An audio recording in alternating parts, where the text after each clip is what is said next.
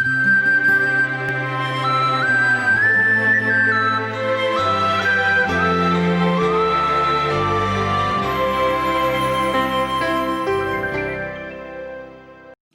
अध्ययनक मुख्य विषय अछि पाप, विश्वास आर धर्म। एहि अध्याय में प्रभु यीशु हमरा सभक एहि बातक हेतु चेतौनी दैत छथि जे सेवकाई के विश्वास योग्यता अहाँक लग अछि कि नहि, अर्थात प्रभुक संग, प्रभु यीशुक संग अहाँ अपन विश्वास योग्यता में अपन जिंदगी बिता रहल छी कि नहि। 10 कोढ़ी के चंगाई के विषय में बतायल गेल छै। एहि अध्याय के यह भेल विशेषता। ओहि में से एक गोटे हुनका धनवान देबाक हेतु घुरि कऽ आबैत छथि। आब एहिठाम हमरा लोकनि देखैत छी कि हमरा सबके धन के दऽ सकैत छथि। हमर भाई बहिन, प्रभु के छोड़ि कऽ आ दोसर केओ एहि संसार में एहन नहि छथि जे अहाँके किछु दऽ सकैत छथिन। हमरा लोकनि कहियो कहियो अपना चित्त में एहि बातक ऊपर घमंड करनाइ आरंभ कऽ दैत छी कि देखियो एतेक हम मेहनत कयलहुँ तैं हमरा ई काज भेटल, बा हमरा जिंदगी में काज भऽ गेल, हम सफल मनुष्य छी। हमर भाई बहिन, बट सत्य के गाथा थिक कि अहाँ सफल मनुष्य थिकौ हैं, मुदा सफलता अहाँक जिंदगी में प्रभु के सहायता से भेटल अछि। अहाँ उत्तेजित नहि होयब, ई बात बड़ सत्य अछि।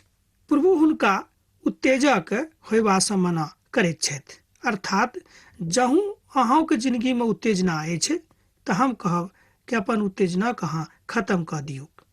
प्रभु अपन शिष्य सभक कहलनि जे ई भऽ नहि सकैछ जे मनुष्य परीक्षा में पढ़ि कऽ पाप नहि करत, मुदा ओहि मनुखक ऊपर हाय जिनका कारणे केओ परीक्षा में पड़ैत छथि। हमर भाई बहिन, तकलीफ अयलाक बाद में हमरा सब कहियो कहियो कोनो ने कोनो तरहक पाप करैत छी। जे केओ एहि नेन्हा में से केकरो ठोकर खुआबैत अछि, हुनका लेल ई नीक नहि होइत जे एहि बातक अहाँ बान्हि कऽ आगाँ चलि रहल छी। तकरा जाता के पट्टा बान्हि कऽ समुद्र में जँ डालि देवल जाय तऽ कतेक नीक रहत। एहि अध्याय के प्रभु परमेश्वर एहिठाम जे किछु बाजि रहल छथि ओ बड़ गंभीर अछि। प्रभु एहिठाम दंड देबाक लेल कहैत छथि। हमर भाई बहिन, हमर धिया पुता जिनका सँ हमरा लोकनि बड़ प्रेम राखैत छी, जँ हुनको से कोनो गंभीर गलती भऽ जाइत छनि तऽ हुनको हमरा सब दंड दैत छी। एही तरह पिता परमेश्वरक हमरा लोकनि प्रिय छी, अहूँ छी।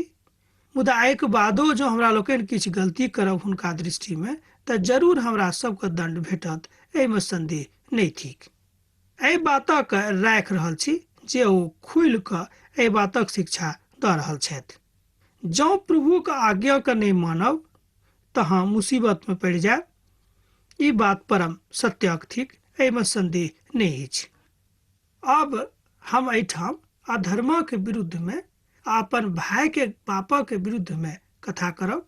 एहिठाम प्रभु यीशु मसीह शिक्षा दैत छथि कि मान लियो अहाँके भाई से कोनो तरहक पाप भऽ गेल छनि तऽ हुनका अहाँ माफी प्रदान कऽ दियौन, किएक तऽ परमेश्वर कहैत छथिन कि जँ अहाँ अपन भाई के पापक क्षमा नहि करब तऽ हम अहूँक पापक क्षमा नहि करब।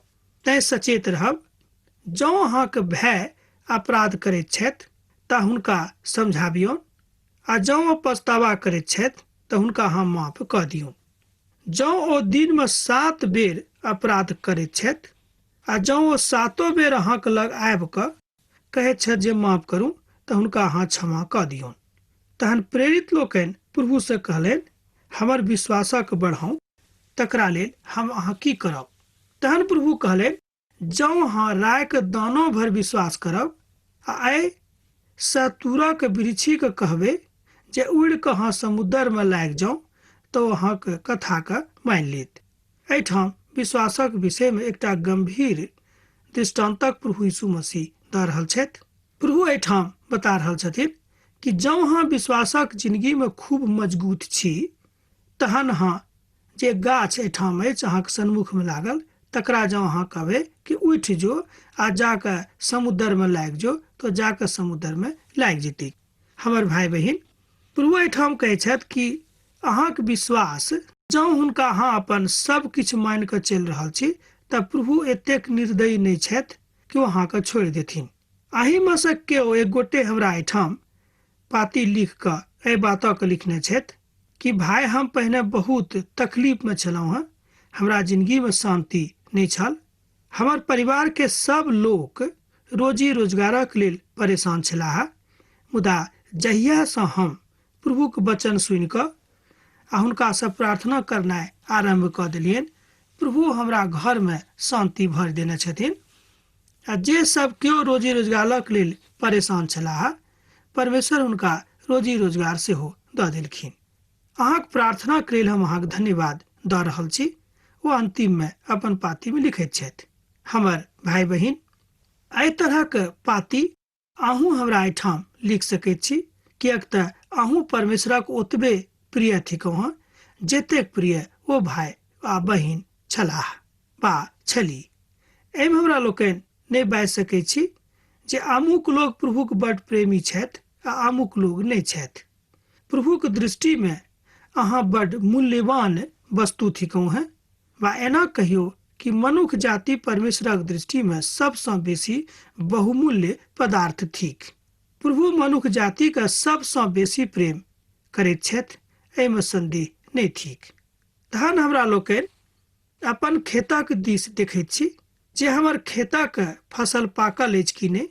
जँ देखैत छी खेतक फसल पाकल अछि तहन तकर कटनीक हमरा लोकनि इंतजाम करनाइ आरम्भ कऽ दैत छी।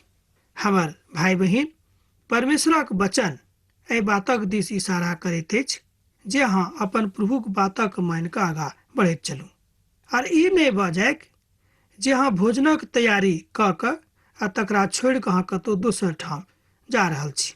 जाबे धरि खयबा पीबामे अहाँ अपन जिंदगी बितायब, ओतेक कालमे तऽ प्रभु अहाँक लगसँ छोड़ि कऽ चलि जेताह। हमर भाई बहिन, एहि संसारिक वस्तुमे ओतेक मोन अहाँ नहि लगाबू जाहिसँ प्रभु अहाँके छोड़ि कऽ चलि जेतै। प्रभुमे हम एहि बातक बाजि सकलहुँ हैं जे बहुत केओ प्रभु यीशु मसीहके पहाड़ी सनेशाके मानि कऽ अपन जिंदगीमे ओहि बातक आचरण करैत छथि, मुदा ई बात सब लोकक जिंदगीक संग कारगर नहि होइत अछि। सब वचन सब मनुखक लेल नहि अछि। अहाँ अपन पड़ोसीक संग नीक संबंध बनाबैके प्रयास करू, ई प्रभुक आज्ञा सब मनुखक लेल अछि। अपन वाचाक अनुसार तहन प्रभु अहाँक जिंदगीमे काज करता है, एहि बातक अहाँ स्मरण राखब, किएक तऽ उद्धार प्रभु यीशु मसीहके छोड़ि कऽ आर कतहु दोसर ठामसँ मनुष्य जातिक लेल नहि आबि सकैत अछि।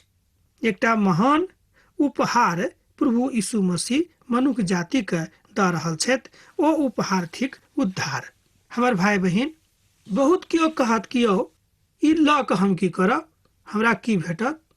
हमर भाई बहिन, मान लियौ अहाँके लग खूब धन संपत्तिसँ अहाँ भरल छी, कोनो बातक कमी अहाँके लग नहि अछि, आ एहि सबटा बातक बादो जँ मान लियौ शांति अहाँके जिंदगीमे नहि अछि, तऽ हम कहब कि अहाँके जिंदगीमे किछु नहि अछि।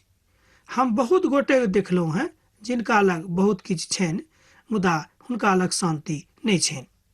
आगूक 10 कोढ़ीके चंगाईके विषयमे बतायल गेल अछि। जेना हम अहाँसँ बाजि रहल छी कि डॉक्टर लूक सेहो प्रभु यीशु मसीहके चंगाईके विषयमे बहुत ठाम बखान कयने छथि। तहन एहिठाम अहाँ देख सकैत छी, तहन यीशुके गाममे प्रवेश करैत कालमे 10 कोढ़ी हुनका भेटलनि। ओ दूरसँ ठाढ़ भऽ कऽ उच्च स्वरमे शोर पाड़लथि, हे यीशु, हे स्वामी, हमरा ऊपर दया करू। यीशु हुनका देख कऽ कहलनि, जाउ आ स्वयंके याचकके देखाउ। जहन ओ जा रहल छलाह तहन ओहि कालमे ओ सब शुद्ध भऽ गेलाह। जहन ओहिमे सँ एक गोटे देखलथि जे हम स्वस्थ भऽ गेलहुँ हँ, तऽ उच्च स्वरमे शोर पाड़ि कऽ परमेश्वरक स्तुति करैत घुरि गेलाह। ओ यीशुके पाँव पर खसलाह और हुनका धन्यवाद देलनि। ओ सामरी छलाह। हमर भाई बहिन, अब एहिसँ अहाँ की सिखलहुँ कनिक हमरा बताउ।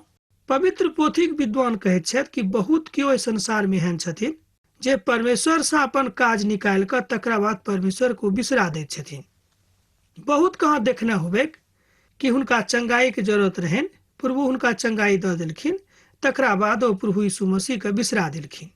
एहिठाम प्रभु यीशु मसीह एहि बातक स्मरण दिया रहल छथि कि अहाँ ई नहि बुझब कि अहाँके न्याय नहि होइत, अहूँके न्याय कयल जेताह, किएक तऽ प्रभु न्यायी छथि, ओ सभक संग न्याय करताह। एहि पर यीशु कहलनि, ई 10 नीक नहि भेलाह, तहन ओ 9 मनुख कतऽ छथि? ई कोनो एहि परदेशी के छोड़ि कऽ एहन नहि निकललाह जे परमेश्वरक स्तुति करताह। परमेश्वर चाहैत छथि कि हमरा सब प्रभुके स्तुति करी, हुनक गुणानुवाद करी। यशायाह अपन पोथी में एहि बातक बड़ गंभीरता सँ बखान करैत छथि। यशायाह अपन पोथी में कहैत छथिन कि पिता परमेश्वर मनुष्य जातिक सृष्टि एहि द्वारा कयनैये रहैत कि मनुष्य जाति हुनक सैद घड़ी गुणानुवाद करैत रही। एहिठाम देखै छियै दृष्टांत में कि 9 मनुष्य जिनका प्रभु चंगाई कऽ देलखिन 10 के, ओहिमे से 9 मनुष्य छोड़ि कऽ चलि गेलै। ओ प्रभुक बड़ाई नहि करला, मुदा एक गोटे एहन छलाह जे प्रभुक स्तुति बड़ाई करैत हुनका चरण पर आबि गेलाह। तहन प्रभु यीशु कहलनि, उठ कऽ जाउ, अहाँ अपन विश्वासक कारणे स्वस्थ भेलहुँ हैं।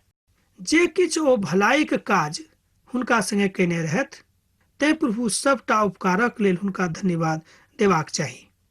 कि हमरा सब प्रभुक उपकारक लेल हुनका धन्यवाद दैत छी? तकरा बाद प्रभु यीशु अपन राजक विषय में एहि बातक बता रहल छथि जे परमेश्वरक राज बड़ निकट अछि। प्रभुक राज अहाँक आत्मिक आँखि और अपन आत्मिक स्तरक आधार पर अहाँ देख सकैत छी। हमर भाई बहिन, जँ अहाँक आत्मिक स्तर ओतेक नीक नहि अछि, तहन अहाँ परमेश्वरक राजक अपन आँखि सँ नहि देख सकलहुँ हैं।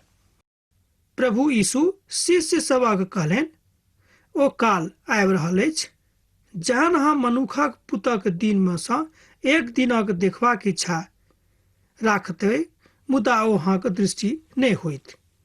लोक सब अहाँ के बजायत, देखियौ ओतऽ छथि, केओ कहत कि ओतऽ छथि, मुदा अहाँ चलि नहि जायब और नहि ओहि बातक ऊपर विश्वास राखब। एहिठाम प्रभु यीशु मसीह एहि संसार में एहन काल अबैया छैक तकरा विषय में सावधान कऽ रहल छथिन। ओ बता रहल छथि कि लोक सब अहाँ से बाजत कि देखियौ प्रभुक राज ओतऽ छैक, केओ कहत कि नहि एहिठाम अछि, मुदा अहाँ चलि नहि जायब और नहि ओहि बातक ऊपर विश्वास राखब, किएक तऽ जे बात प्रभु बाजने छथि तकरा ऊपर अहाँ विश्वास राखब। प्रभुक राज अहाँके दिखाई पड़त जँ अहाँ ओहि बातक अपन आत्मिक आँखि सँ देखब तहने, अन्यथा अहाँ नहि देख सकब। बा एना कहियो कि अहाँ नहि देख पायब। जेना नूहक दिन में भेल रहैक, ओही तरह मनुखक पुतक युग में सेहो होइत। जाहि दिन धरि नूह जहाज पर नहीं चढ़ल छलाह, लोक सब शादी विवाह करैत रहत, और जहन बाढ़ आबि गेलैक, ओ सब नष्ट भऽ गेलाह। एहि बातक हमरा लोकनि एहि अध्याय के 26 आ 27 पद में पढ़ि रहल छी, देख रहल छी। हमर भाई बहिन, नूहक विषय में हमरा लोकनि अध्ययन कऽ चुकल छी। नूह खूब गरज गरज कऽ लोग सबके एहि बातक चेतौनी दैत रहत कि देखियौ प्रभु परमेश्वरक कथाक जँ अहाँ नहीं मानब तऽ प्रभु परमेश्वर एहि सृष्टि के नष्ट कऽ देथिन, मुदा सबटा प्राणी मात्र को नष्ट कऽ देथिन। लोक सब नूहक पगला बुझि कऽ हुनक बातक ऊपर क्यों विश्वास नहीं केलकै, मुदा जहन नूह परमेश्वरक आज्ञा के अनुसार जहाज बना कऽ ओहि में प्रवेश कऽ गेला अपन परिवार समेत, तहन खूब पैघ आ प्रलयकारी बाढ़ आबि गेलैक आ ओहि में सब केओ दहि गेलाह। तहन यह बात प्रभु यीशु मसीह कहैत छथि कि आजुक युग में एही तरह होइते, मुदा जे केओ एहि बातक ऊपर विश्वास करता है वो परमेश्वरक राज में प्रवेश करत, आ जे केओ नहीं करता वो नहीं प्रवेश नहीं कर सकता। एहि तरह लूतक काल में सेहो भेल रहैक। लोग सब खाइत पियत और एना कहियो कि एक दोसराक संगे रहैत आ खुशी मनाबैत छलाह, मुदा जाहि दिन लूत सोदान नगरी सँ निकललाह, ओहि दिन आगि और गंधक सरंग सँ बरखावल गेलैक, ओ सब भस्म कयल गेलैक।